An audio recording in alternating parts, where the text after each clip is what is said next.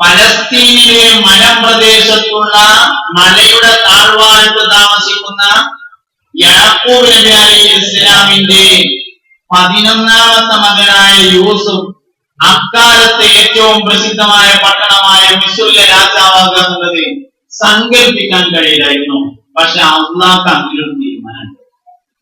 അതാണ് ലത്തി എന്ന് പറഞ്ഞാൽ പടച്ചോനോട് ചോദിക്കുന്ന കാര്യത്തിൽ, അള്ളാഹുവിനോട് ദുആ ചെയ്യുന്ന കാര്യത്തിൽ നമ്മുടെ കാൽക്കുലേഷൻ ഒരിക്കലും ശരിയല്ല. അതൊന്നും ഇപ്പൊ നടത്താൻ സാധ്യതയില്ല എന്ന് തോന്നും നമുക്ക്. പടച്ചോനെ എനിക്കൊരു 2 നില വീടും ഒരു ഇന്നോവ കാറും തരണേ, ഒരു സാധ്യതയില്ലാന്ന് നമുക്ക് തോന്നുന്നത്. നമ്മള് വിചാരിക്കാത്തതുകൊണ്ടാണ് സാധ്യതയില്ലാത്തത്.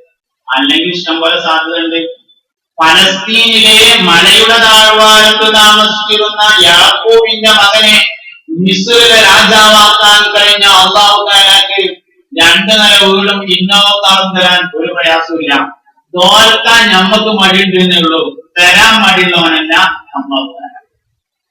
നിങ്ങൾ സ്വർഗം ചോദിക്കുമ്പോ ഫിർദൗസ് തന്നെ ചോദിക്കണേ എന്ന് മുഹമ്മദ് നബി. സ്വർഗം ചോദിക്കുമ്പോ ഫിർദൗസ് ചോദിക്കണം. ഏതാ ഫിർദൗസ്? സ്വർഗത്തിന് 100 ദർജകളാണ്. അതിൽ ഏറ്റവും ഉന്നതമായ ദർജയുടെ പേരാണ് ഫിർദൗസ് എന്ന്.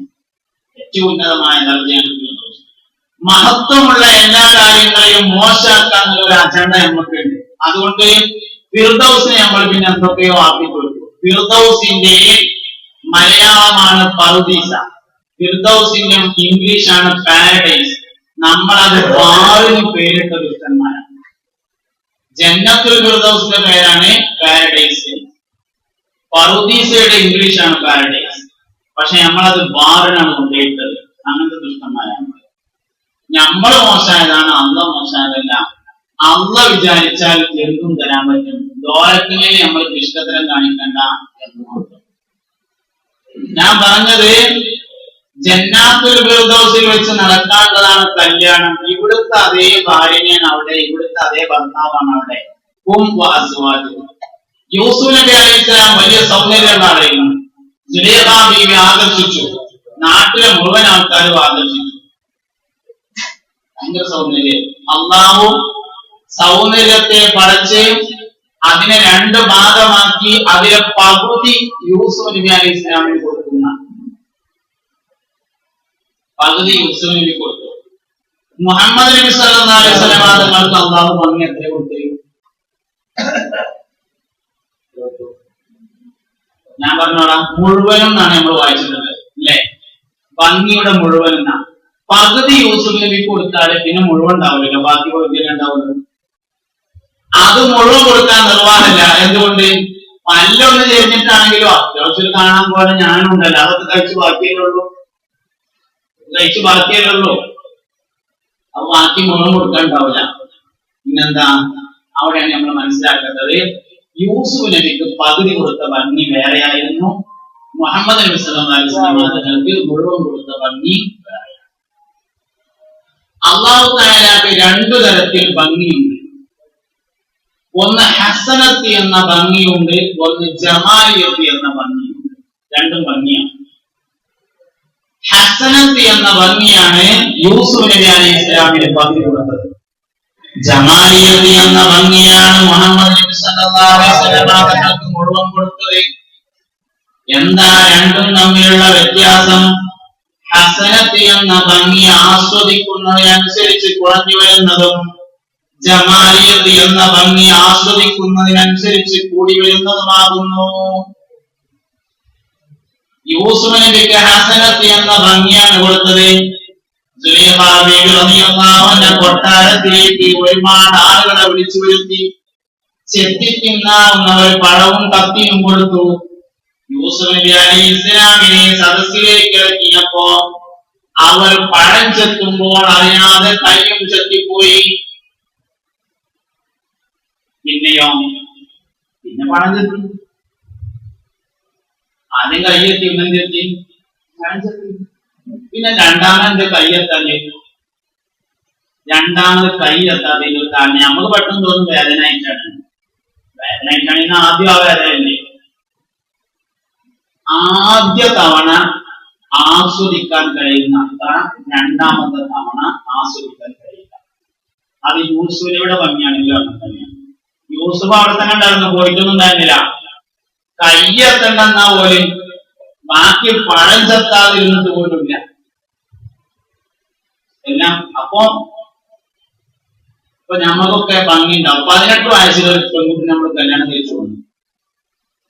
19ാമത്തെ വയസ്സിൽ അത്ര തന്നെ ഭംഗി ഉണ്ടാവില്ല, 20ൽ അത്ര തന്നെ ഉണ്ടാവില്ല, 40ൽ അത്രയും ഉണ്ടാവില്ല, 60ൽ അത്രയും ഉണ്ടാവില്ല, 75ൽ തീരെ ഉണ്ടാവില്ല.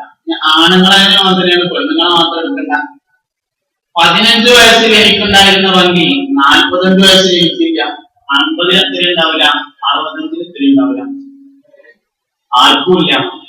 ആസ്വദിക്കുന്നതിനനുസരിച്ച് കുറയുന്നു. നമുക്ക് അല്ലാഹു നൽകിയിട്ടുള്ളത് ഹസനത്ത് എന്നാണ്. റബ്ബനാ ആതിനാ ഫിദ്ദുനിയാ ഹസന വഫിൽ ആഖിറതി ഹസനതൻ വഖിനാ അദാബന്നാർ.